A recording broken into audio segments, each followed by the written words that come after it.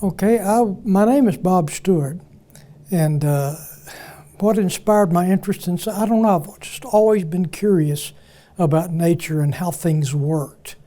I always wanted to fly, and so I became a pilot. I got my pilot's license while I was in high school, and as they say, progressed from there, sort of climbing the aviation ladder to the point where I was selected as the Army's first astronaut.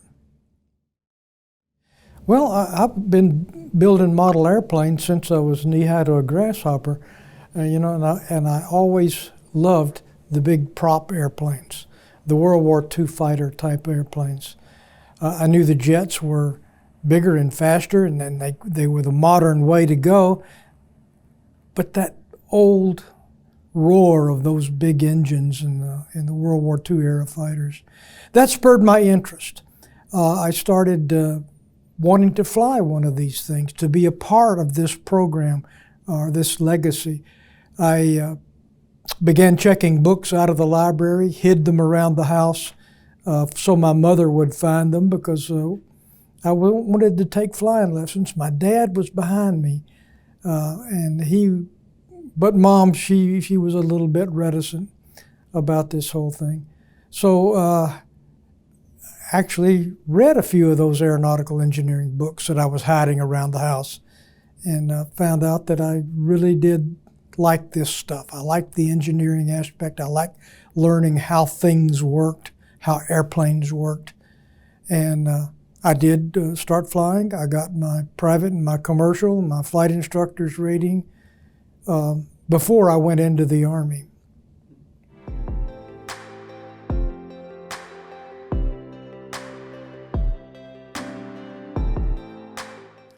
People don't understand this, but the highlight of my entire career was serving in Vietnam, because I served with guys that I could place absolute trust in. Everybody says, I got your back. They don't really mean that. In combat, when a guy says, I got your back, he's really got your back. So that was a very rewarding experience, to be with those type of people that you could place absolute trust in.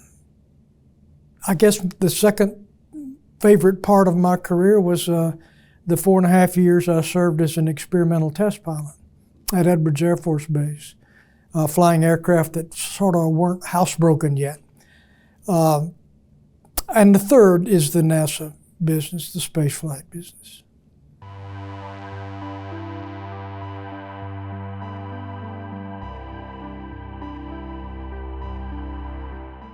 In my experience, I've got the least time in the F-104 and the Goodyear Blimp. I flew the Blimp. It was a hoot. Most time in the T-38 that I flew with NASA, and the UH-1 that I flew in Vietnam. So that was sort of a bell-shaped curve with those anchor points in it.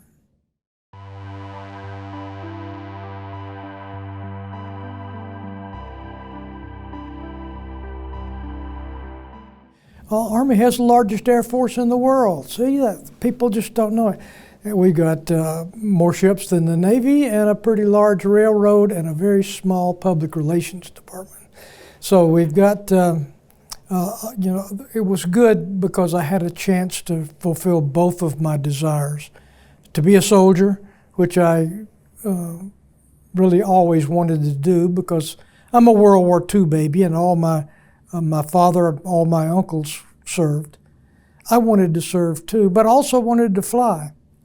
And to find out that the Army could let me be both simultaneously was really good.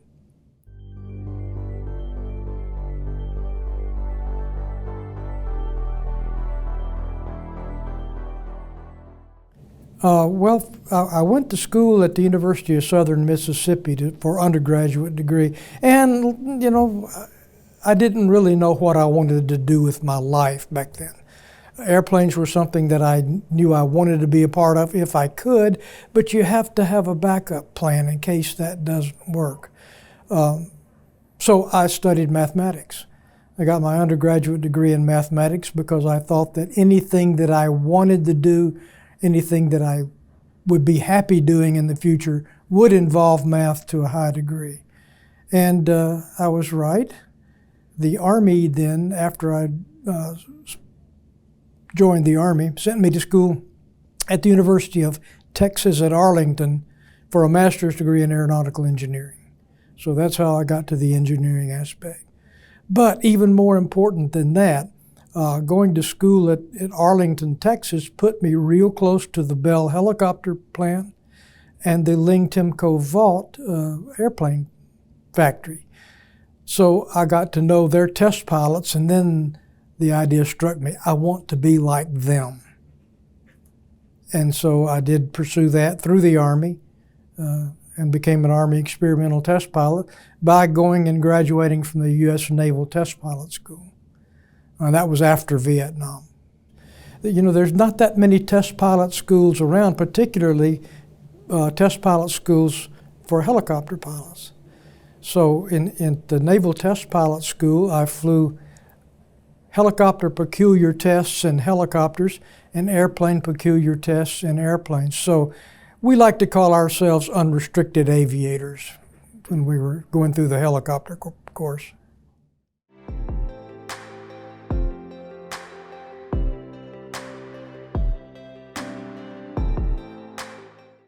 Oh, I had a career as a test pilot that's second to few, let me put it that way, in that I got to fly 5 prototype helicopters in the 4.5 years that I was a test pilot. I flew the UH-60, 61, 63, and 64 extensively, and a little bit of time or short evaluation for the AH-1R, and all 5 of those things were prototype level. The H-63 and the H-64 were more experimental than they were prototypes, but during that time Congress said that you military people cannot have any more X airplanes.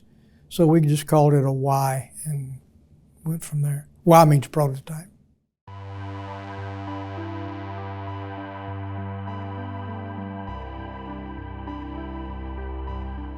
Oh, it was kind of part of the job. I mean, the aircraft, you know, at some time during the day might try to assassinate you, so you're ready for that. You've got a plan. In fact, you've got 2 or 3 plans if you can make them up, because first plan won't work, you know. It's that way in flying experimental aircraft or flying in combat.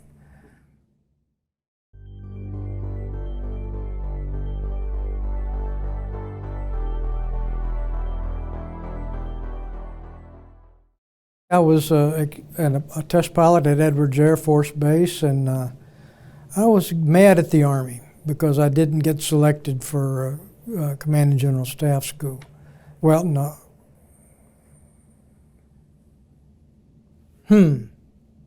I forgot which school it was. Anyway, I was thinking maybe I ought to just stay as an experimental test pilot, go to work for one of these helicopter companies and kiss the Army goodbye.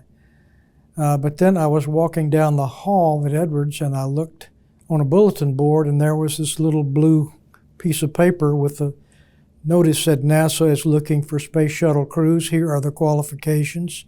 I looked at it, and I found, okay, I meet all of those qualifications. So I submitted my application through the Army, along with 24,000 other people countrywide. And NASA picked 8,000 of those 24,000 that were fully qualified. They went through the records again. They picked 200 that were most qualified out of that. They took 200 of us to Houston in groups of about 10 to 20 and gave us a thorough physical and psychological evaluation and picked 35 of us. So, you know, the odds, 24,000 to 35, odds are pretty bad. But as I like to tell the kids around here, there's 0 if you don't try and if you don't prepare yourself. What I had structured my career as is to have job satisfaction at every rung of this ladder that I was climbing. And I thought that, you know, probably my career had peaked out as an experimental test pilot, because there's not a whole lot of guys that get to do that sort of thing. But then again, that wasn't God's plan for me, so I saw this little blue notice, made the application, and was selected by NASA. Yeah, sometimes he slams the door in your face, you know. Yeah. And it's pretty hard, you know, like the thing that caused my dissatisfaction was the Army, was my failure to be selected for that school. That was slamming a door in my face. But then when he slammed the door in my face, there's this other door over here. That was a much better plan than I had. It's just a matter of paying attention to what's going on.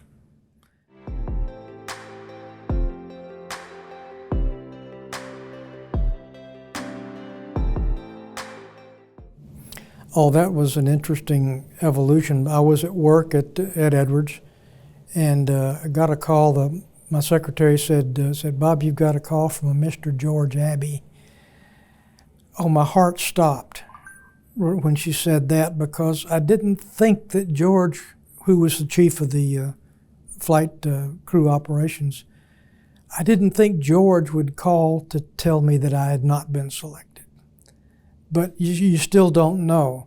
And when I talked to George, what he asked me, he says, "Bob said, we'd like you to come to work for us if you still want the job," you know, if I still want the job, you know. So I said, yes, I think I'd like that job. And then I proceeded to lift about 2 feet off the ground, and I hovered through the activity the rest of the day. George says, "You can't tell anybody until we release the list tomorrow morning." But everybody could tell. I mean, the smile went from back of my head on one side to the back of my head on the other. So everybody would stop me in the hall. "Did you make it, Bob? Did you make it?" And shaking your head like this doesn't really constitute telling anybody, does it? Well, of course, I told my wife.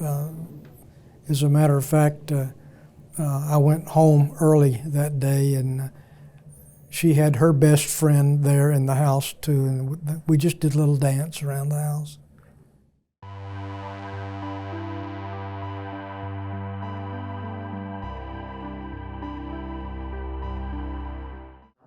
Yeah, I think we were a unique crowd in that most of the military guys, military pilots that were selected down there, had combat experience. And there's nothing like combat that puts you in touch with your own mortality. And you learn not to believe the publicity that everybody is saying, "Oh, well, you're the greatest guy in the world." And no, I'm not. I'm just one lucky guy. So dealing with those people was great. And as a matter of fact, we infected the rest of the civilians there, those that didn't have any experience with the military or with combat. And we called Steve Hawley our attack astronaut, because we taught him pretty quick how to fit in with jet pilots. And I misspoke there. That Steve was an astronomer. So we called him our attack astronomer, not our attack astronaut. Because he fit right in with us pretty quick. He was flying in the back seat of the T-38 when we're off doing weird things. And so we taught him pretty quick what military guys are like. Because it's very important, you know, we weren't trying to impress him or anything, but it's very important for you to be a crew, to have trust in each other, in spite of the fact that you're doing weird and wonderful things. Formation acrobatics, where you're doing loops and rolls and you're 10 feet away from the other airplane beside you. That is an interesting thing, and that gets these civilians that had really probably limited experience in aviation to be an integral part of the crew.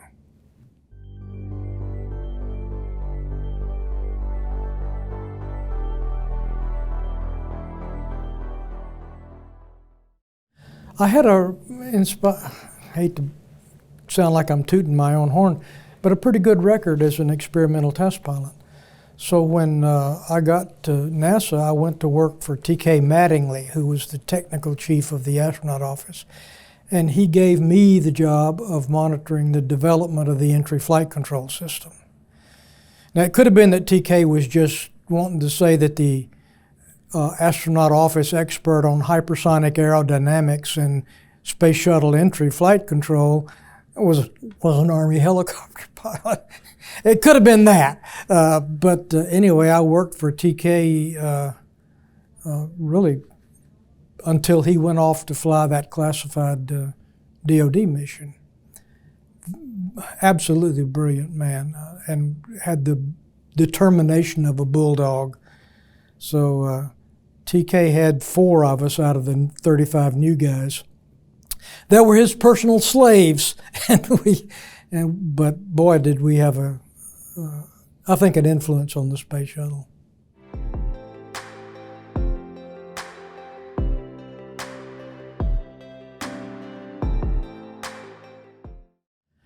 Well, training involves a great deal of classroom work, too.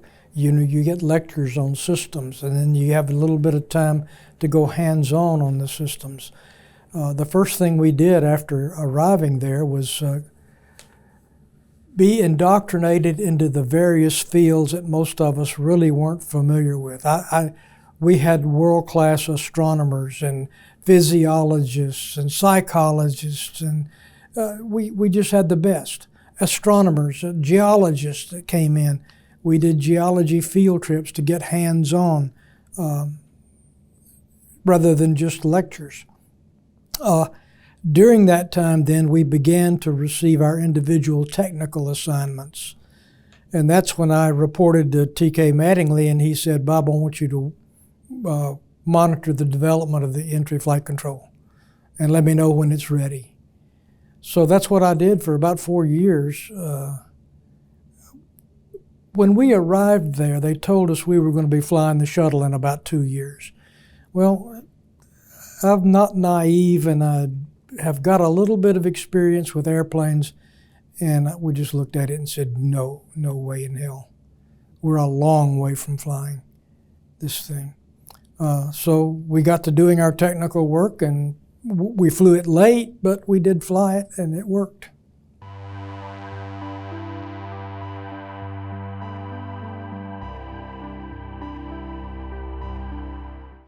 Not only the flight control, but the hypersonic aerodynamics. I spent a lot of time with the aerodynamics guys down there too, and we spoke the same language.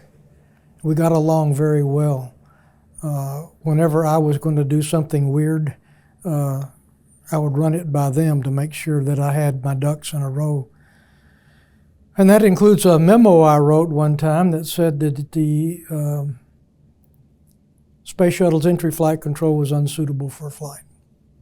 And I got to explain that to a lot of people in NASA. I got a call from the NASA chief engineer, Walter Williams, at the time, and he attacked me. "What do you mean writing this? You can't write this," because I would just put a roadblock in the way of the shuttle's flight. And I'm an armed helicopter pilot. You don't attack me, because my best defense is a good, strong counterattack. So I said, "Well, Mr. Williams, what part of not worth a shit did you fail to understand?" Probably not a cool thing, but I got to explain that position to George Abbey the next day. He called me over there, and I'm convinced that they were going to fire me. So I picked up all my data, walked over there and sat down with George, and I briefed George for about an hour, hour and a half, somewhere around there. When I got through briefing him and showed him the real data instead of the data that had been filtered through a bunch of people, he said, "Okay, now I understand." And so George hopped on his pony and got his lance, and here we go like Sancho Panza and Don Quixote off jousting at windmills, but we got the thing changed. At the time that I wrote that memo, we were having trouble finding the numbers to put into the digital flight control, but we had finally found them. But we were in verification at the time, and so no more changes to the entry flight control. I'm dying with these old numbers. I've got new numbers that I can fly down with. Let's change it, which seemed logical to me because I don't want to kill John and Crip. The bottom line is I agreed to the lesser stressful variation sets. We had the new flight control in there. We redid verification, and the last run we had during verification, I called the test director out at North American, at Rockwell. I guess I'm old and I'm still calling them North American. Anyway, at Rockwell, I said, "Hey, Al, do you happen to have rectangular LVAR 12? And he said, "Well, as a matter of fact, I do, Bob, because I thought you might want to see it." And so we put rectangular LVAR 12 in. I flew it down, no problems. So then we were ready to go. Not that I could guarantee that we weren't going to have a problem, but that we had done everything that we knew how to do. And it was time to go fly it and see if it worked. We had several different types of simulators. We had a high fidelity systems simulator, which the SMS, the Shuttle Mission Simulator. We had several different types of digital computers simulations. We actually, the one we did the most of the development work on was this old piece of junk that we kept running by stringing blue turkey bones over it in a necklace form. And telling Holly Barnes that she was no longer able to come into the room with it. Because every time Holly came in, the thing failed. Anyway, Holly understood. We told her we'd bring the data to the front door for her. And it was fun. It was that kind of a camaraderie in there.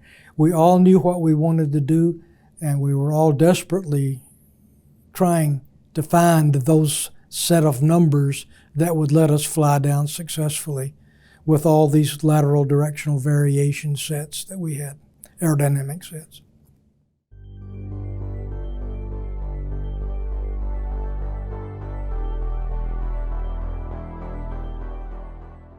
I'd flown a T-38 to Jackson, Mississippi to pick up Ron McNair from a public relations appearance he had done there.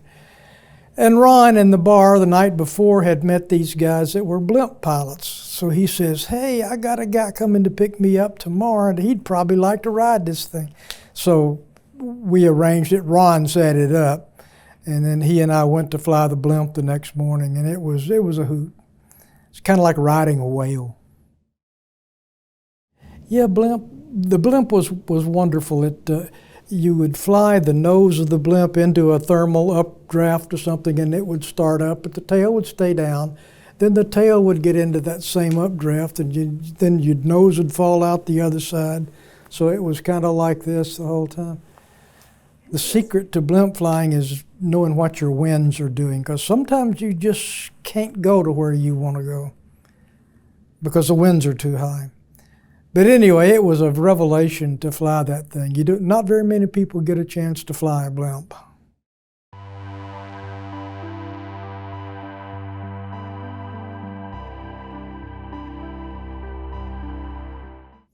I was on cloud nine. I mean, talk about floating around the activity when I found out I was going to be an astronaut. Man, when you first get your mission, plus it was a little bit better for us because George came in and said, this is the crew. Now, you Vance, you can do whatever you want to with these guys, but Bruce and Bob are going to fly the MMU. I mean, that's just an experimental test pilot's dream to be able to fly something like that.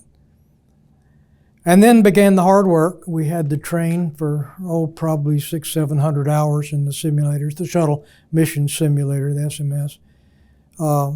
In addition, Bruce and I had to go up to Denver to train to fly the MMU. Him not so much, because he had been working on this thing for about 16 years.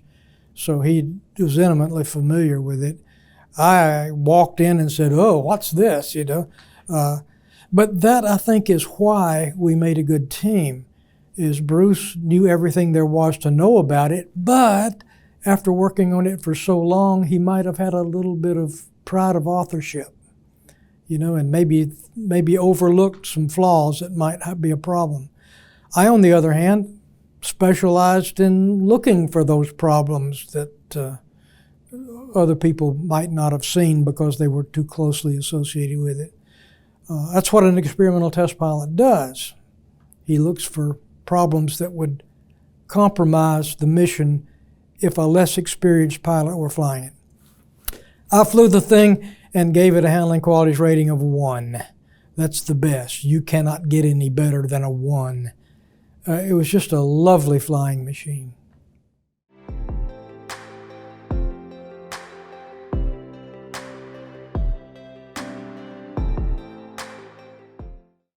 Well, we knew back a long time ago, before Skylab, that if we were going to operate in space, we needed some way to efficiently move around. Because operating with a tether is sort of a pain in the butt. Have you ever cut grass with an electric lawnmower? You know that as you're trailing this big long cord behind you, you get it wrapped around every shrub and bush and rock in the yard, and you're always going back to get it unhooked from something. It's sort of like that same thing in operating in space. If you have to have a tether that's trailing behind you, it's going to get hung up on stuff. So he says, okay, why don't we come up with a machine that we don't have to stay tethered? That means a machine that can fly all autonomously, all 6 degrees of freedom available to it, and reliability such that I don't worry about it failing while I'm out away from it, because I can't fly a space station over to pick it up. It has to be pretty safe all by itself. Also, if we were thinking, if I've got to have a space station up here, I probably want to do things in microgravity. Now, microgravity to most people just means flying free-floating away from space. Microgravity to us means I can't even touch anything. If I've got a microgravity experiment running, we just say, okay, everybody grab a hold of something and don't move for the next X number of seconds until this experiment has run its course. So, if I'm going to fly a permanent space station up there, I can't have everybody just not even moving for months at a time. So maybe I want a separate station somewhere close by with nobody on it that can be that microgravity experiment station. If I've got a habitable module over here and a microgravity module over here, maybe I need some way to go back and forth. So let's do an MMU. Let's do a manned maneuvering unit. And on Skylab, we had 3 different versions, I believe. One of those versions by Martin Marietta was called the M509 experiment. And it was just like flying the MMU's granddaddy inside of Skylab. Turns out to be a delightful machine and worked well in flying it in the empty bay, or the big bay in Skylab. Worked beautifully for us flying it in space. There's a jetpack that they used to fly at the halftime in the football games, which is a little rocket pack, and they flew around for not very long at a time because it ran out of fuel. That looked like an interesting thing to do too. But with the MMU, you have a mission for it in the future that you could see that this thing would be useful for satellite repair, for moving around on a space station, and that's why I really hate it that we don't have something like that on the space station right now. But anyway, to be able to be a part of that development was just absolutely the best job that a test pilot can have. It was absolutely delightful machine to fly.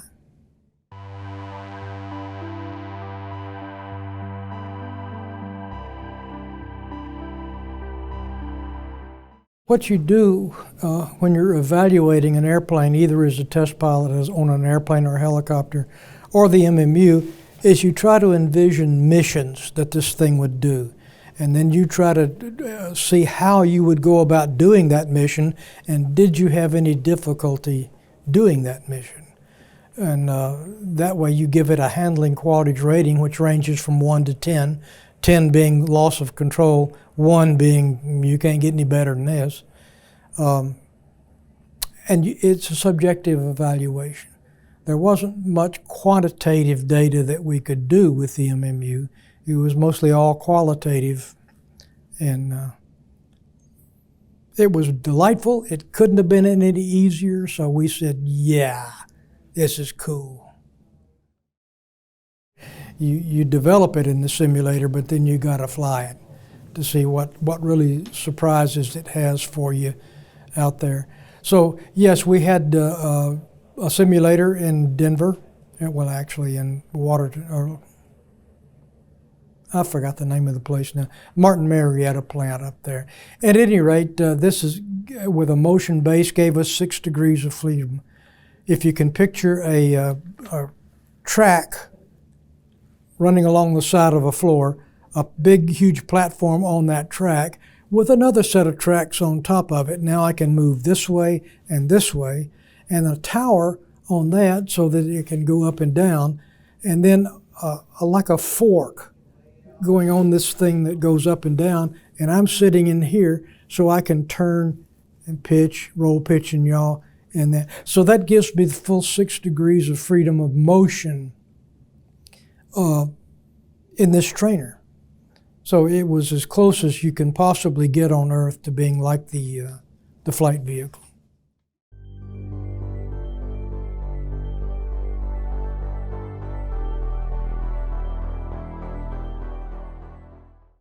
Well, our big thing was launching 2 satellites, which of course failed.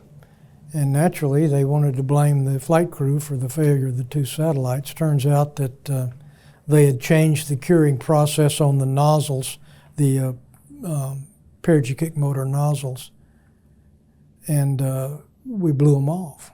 When we lit the fire, that nozzles disintegrated. So that was something that we learned several months later after we got back on the ground. The second thing, or maybe it was the first thing, I don't know, was that we got to flight test the manned maneuvering units. We had 2 units on board the aircraft. We have number 2 downstairs. Number 3 is at the Smithsonian. And I don't know where number 1 is. 2 and 3 were the ones that actually flew in space.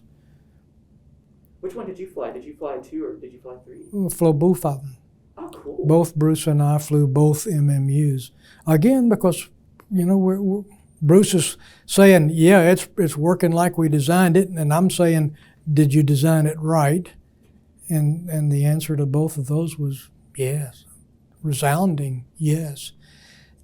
Could not be any easier. I tell people that if I had 5 minutes or had an hour to train them to fly the MMU, that I could do it, and then we'd wonder what to do with the other 55 minutes. Because it was just so precise. You could thread a needle with that thing.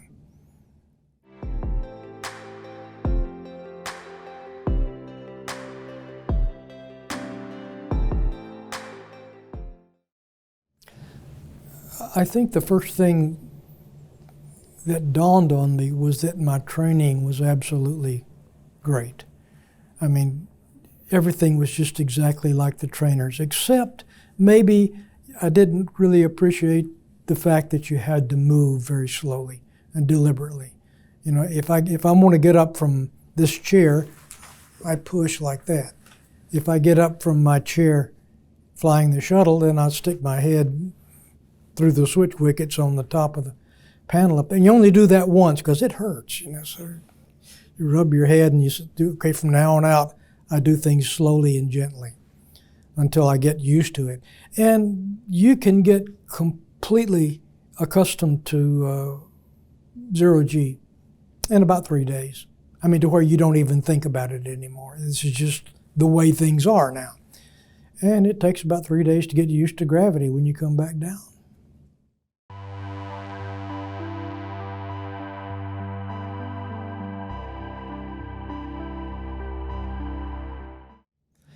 Oh, it was remarkable, particularly, you know, you get used to seeing the Earth through dirty windows. And it's remarkable then. It's fabulous looking through the windows of the Space Shuttle. But I'll tell you, one of the first things that impressed me when we opened the door and stuck my head outside was, my God, it's like a different world. It's like looking through the crazed ice glass of an airliner from inside the airliner. But then if you stick your head out the door, the world is not viewed through haze anymore. It's just pristinely clear and crystal clear. Colors will not come back on film. If you think these pictures that we make from space are beautiful, you ought to see space for real. I mean, it is absolutely remarkable. I felt better being untethered than I did with a tether. With the tether, like I said, it gets hung up and everything, and you want it to be unspooled, and it doesn't. It hangs up, so you got to go rattle it around. That part of it was something that I had planned on. What I didn't plan on was the fact that I had 2 problems with the spacesuit that really were terrible. The first problem, and the biggest problem, was I could not get into the foot restraints. And we didn't know why. Never had any trouble in training in the ground, in the vacuum. Because let's face it, a foot restraint is not the most complicated device in the world. You stick your toe under the loop and you rotate your heel to lock your heel in. I did that, stuck my toe in the loop and turned my heel, and it would not go into the tracks. What had happened was that the TMG, the thermal and meteorite protection garment, the white layer of the spacesuit, had slipped down over the track on my heel, and therefore I could not rotate my heel. So now this leads me to doing my work without being able to get into foot restraints, which means that I have to react all the forces that I'm acting with another hand, and if I'm using that hand just to stay in position, I now only have half the tools available that I really need. This turned out to be a major, major problem for me, and we didn't figure it out until after we got back on the ground of what had happened with that TMG slipping down over it. The second problem I had was the one that I tried to get them to fix before we went up, but I was just hoping it didn't happen to me in space. But it did. The comm carrier has a little snap over here, chin strap. That came loose. Now, ordinarily on the ground, it's not that big a deal because I'm wearing some old, comfortable, like the old pair of bedroom shoes, it just sits on your head. But in space, you're flying a brand new Lycra headgear, and the Lycra starts pulling together, because you're stretching it onto your head. So when I lose the strap, it starts to come together. I feel the pressure of the earphones on the bottom of my ears before it dawns on me or before I realize what was happening, because I have this chin strap now in front of me, and I'm trying to control it. So you could do that by you puff on it like this, get it to rattling back and forth between the helmet and the nose, and then as it comes by, you grab it with your tongue and stuff it down here with your chin. And as I'm trying to get the chin strap out of the way like this, I didn't notice that the comm carrier was crawling off my head. So until the microphones get up about right here. Now, during the old days, our microphones were sound-powered, so they had to be here, like this, in order to be heard. So that means I can't really talk to anybody without screaming at the top of my lungs. If I scream at the top of my lungs, I'm breathing 100% dry oxygen, and my throat begins to get dry. No problem. I've got a water bottle right here. Kind of like this, and drink water. No, I can't, because my head's back here to keep the comm carrier from falling off and coming down, because I know it's going to come right in front of my face if I do that. So I can't get any water for 6 hours of screaming. So I tried to not talk to anybody that I didn't have to. But of course, then the ground notices this. So the ground says to Bruce, "Hey, Bruce, yeah, we've heard a lot from you, but we haven't heard anything from Bob. Bob, how are you doing?" So I say, "Oh, I'm doing fine!" You know, then they want to get chatty, because now they know there's something wrong, but they don't know what's wrong. Yeah, can we talk about this later?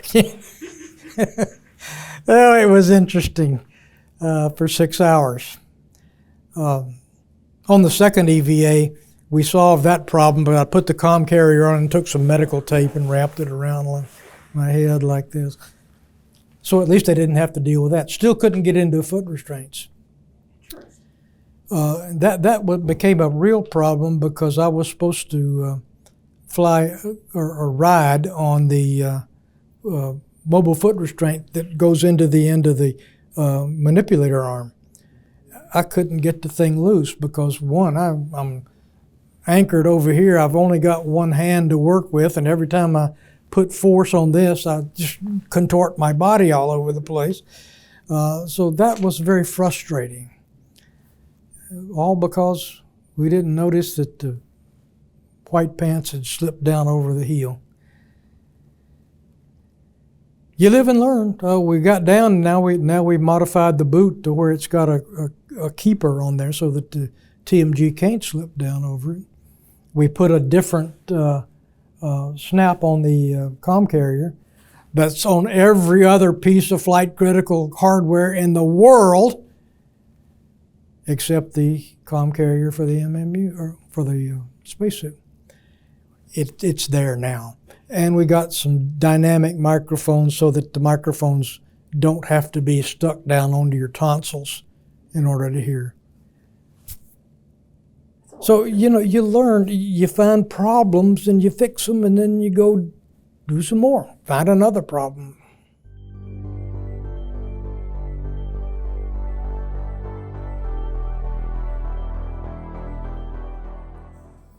The U.S. Army invented the space program right here in Huntsville, Alabama.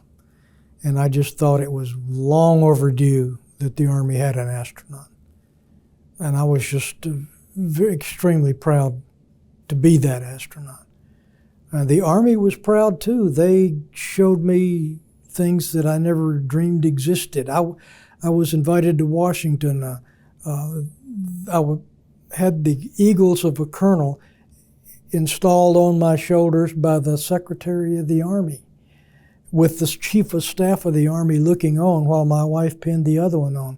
They took me from that room. I had a review in the field house at Fort Myers that is reserved for visiting heads of state. I mean, the Army drill team, the Fife and Drum Corps, the 3rd Infantry Regiment is formed up for me, and I didn't have a clue how to behave in a parade and dress parade like this. It was just far beyond any of my wildest imaginings. They made it really nice for a soldier.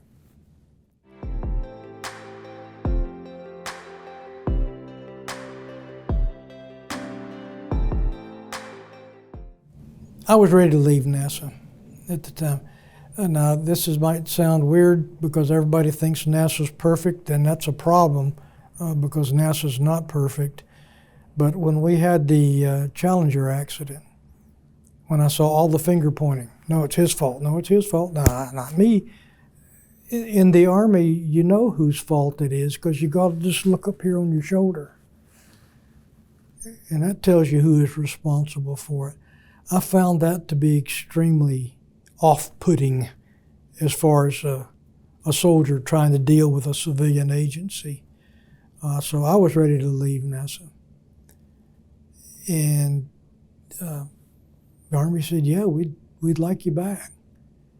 Interesting. But they wouldn't send me any orders. Now this is an interesting thing.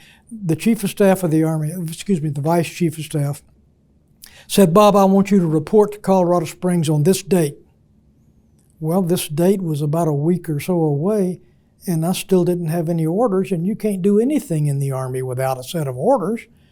So I called them up there, and they said, well, we're working on those orders, but wait one, we'll call you back. And when they called me back, he phrased it just like this. He said, General Stewart, we have some good news and some bad news. Well, he told me all of it right there. Calling me General Stewart meant that I'd been promoted. That was the good news.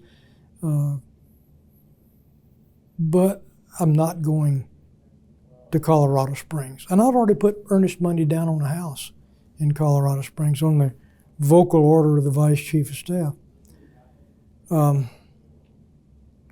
So I came to Huntsville. Oh, terrible thing. As part of the SDIO program, I spent 2.5 years here as the Deputy Commanding General of Army Strategic Defense Command. And then I was sent to Colorado Springs to be the Director of Plans for the U.S. Space Command. And then I made the decision that I jerked my wife around and moved her all over the world long enough, and that I would just retire, stay in Colorado Springs. I thought, this is a great place. I love skiing. I'll just stay in Colorado the rest of my life. Again, like we were talking about earlier, that was my plan, not God's plan. So, come to find out,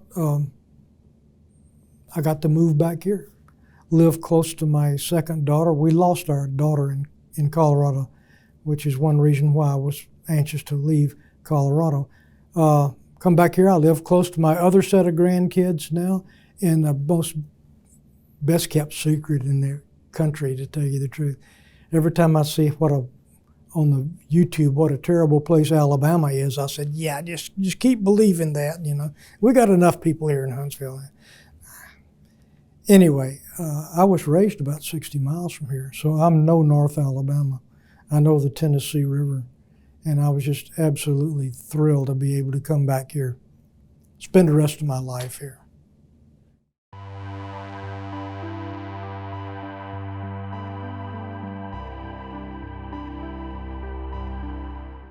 Well, it was interesting because I was here. I knew nothing about the Docent program, but I had some friends from Colorado visit us here, and they wanted to come out here and tour. So we came out here and we bought our tickets and went through like all tourists do. And then I saw this guy over here named Sonny Morea. And I talked to him, you know, and I stopped him because I knew Sonny's background. And said, Sonny, how do you like, what are you doing and how do you like it? He told me about the Docent program, and he said it's absolutely delightful. Said, I love talking to the public, I love talking to the kids and seeing their reaction to this space stuff. So then I walked away thinking, if a man like Sonny Morea can enjoy doing this, maybe I can too. So I contacted the folks here. I forgot who I talked to even, and got into the Docent program. And it blows hot and cold, you know. I mean, there are days when I just go home just floating because I've had talked to such interesting people that day. And there are days when, you know, people just walk in like, what's this, you know? You're tempted some days to say, oh, this big white thing that's laying down, that's NASA's experiment with horizontal grain silos. Come on. If you don't know what you're going to look at, why are you coming in here to see it? Oh, well. Sonny was a project manager of the F1 engine, and he got those problems solved so it wasn't blowing up anymore. Von Braun made him the project manager of the J2 engine, which is the second and third stage engines. He got that problem fixed on the way. He had gone with his wife to Toronto, I believe. He was a private pilot, so he had his own airplane. When he landed in Toronto, he had a phone call from Werner von Braun. Said, "Sonny, get your butt back down here. I want you to build me a car that will work on the moon, and it launches in 17 months. So Sonny was the project manager of the lunar rover. Now, this let Sonny Maria look at the astronauts and say, I not only got you to the moon, I had a car waiting for you when you got there. But that's the kind of people I got to work with here.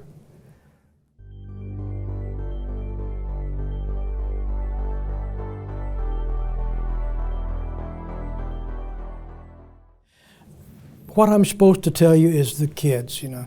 And some of them are great, some of them are not. If I can get someone who speaks engineering, and I can talk to, they speak engineering, but they're not aeronautical engineers or rocket engineers, so they have nothing to lose by asking questions. Those are the people that I love, because I can talk to them as an engineer and get them to understand what the problems are, what the capabilities are of this beautiful machine. I just love to be there with the F1 engine, talking to people like that. And it's not always the upper level PhD type candidates, and we get a lot of those in here too. But one of the most delightful days I've had was when I got 3 plumbers, and we were standing by the F1 engine, and they wanted to know what every pipe on that engine did. What runs through this pipe? Why does it run through there? Again, an absolutely wonderful day, because these people were enthusiastic about what they say.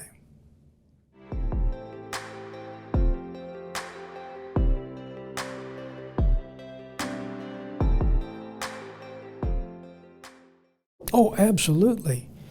Absolutely. And it's that way everywhere I've been, though, because I think I learned as much from going to the Navy Test Pilot School from my or my fellow students as I did from the faculty. So just a matter of, you know, everybody has got something to offer if you're willing to look for it and you're willing to pursue it. And boy, when I walk in here and I see Sonny Maria and Alex McCool and Bill Vaughn, and I'm thinking, oh my God, these guys, they put men on the moon. Listen to what they say.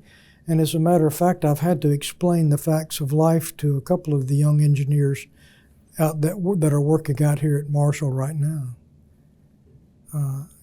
Explain to them who they really are seeing and why you should listen to every damn word they say, so that you don't have to create or don't have to blow up something to make sure or that you should have known. What am I trying to say here? Learn from these guys. They're an asset. It never dawns on these young fellows that come in here and they're going to put men on Mars, and maybe you are and maybe you're not. But this fellow has already put men on the moon. Listen to him. He's got a lot of experience. Don't make the same mistakes that he made coming up. Interesting. And now that leads me to another point that I would like to make for anybody that might hear this. NASA is not perfect. It makes mistakes. If you're going to go and do things that no one has ever done before, you're going to make mistakes. But people will not allow NASA to make mistakes anymore. If we blow up a rocket engine, oh my gosh, the whole world comes crashing down. Gosh, I don't know how many F1 engines we blew up before we figured out how to make that thing work. So you've got to be allowed to fail. If you don't fail, then you're not reaching far enough.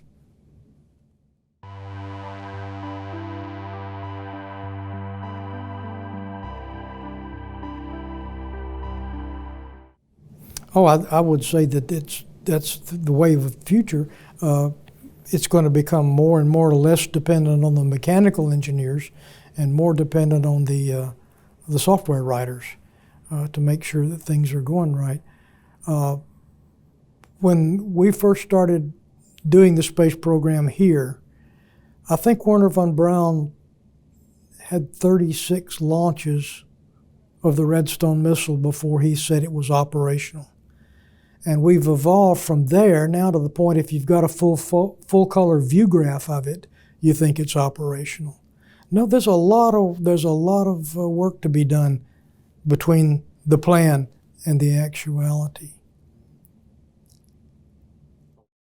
Yeah, that view graph's not going to blow up. That engine might. No big deal. Find out why it blew up, correct that, make another one. It blew up again several times with the F1 engine. But ultimately, we figured all that stuff out and put men on the moon.